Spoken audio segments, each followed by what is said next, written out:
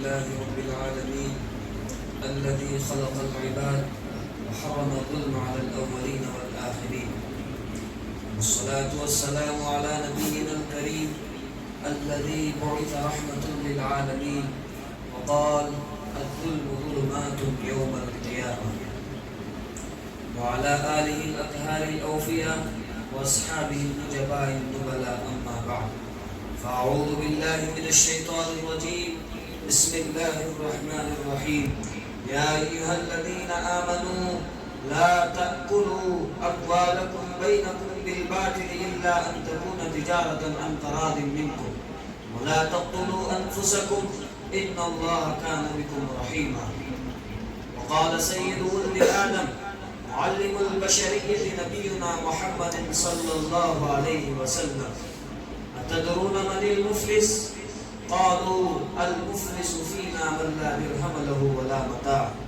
قال: إن المفلس من أمتي من يأتي يوم القيامة بصلاة وصيام وزكاة، ويأتي وقد شتم هذا وقذف هذا وأكل مال هذا وسفك دم هذا وضرب هذا، فيعطى هذا من حسناته وهذا من حسناته، فإن فنيت حسناته قبل أن يقضى ما عليه من خطاياهم فطرحت عليه ثم طرح في النار.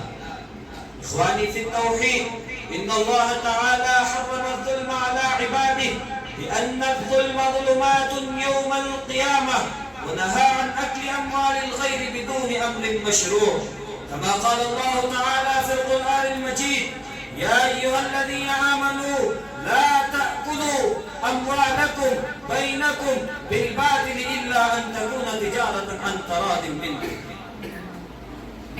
أصدقائي، أنتم تعلمون أن المال ربما يكون أحب إلى المرء من روحه، كما تعرفون أن الاعتداء على الأنفس والأموال أقصى وأشد جورا وظلما.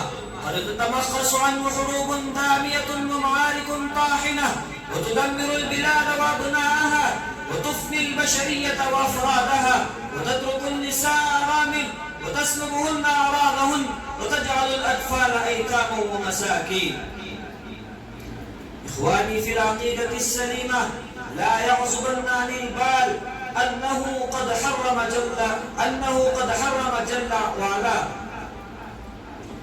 على لسان نبينا المصطفى صلى الله عليه وسلم الاعتداء على عرض إنسان مسلما كان أو غير مسلم، وانطلاق من ذلك نطق لسان النبوة عليه الصلاة والسلام: إن دماءكم وأموالكم وأعراضكم عليكم حرام كحرمة يومكم هذا في بلدكم هذا في شهركم هذا، وستلقون ربكم فيسألكم عن أعمالكم، ألا فلا ترجعون بعدي كفارا يضرب بعضكم رقاب بعض.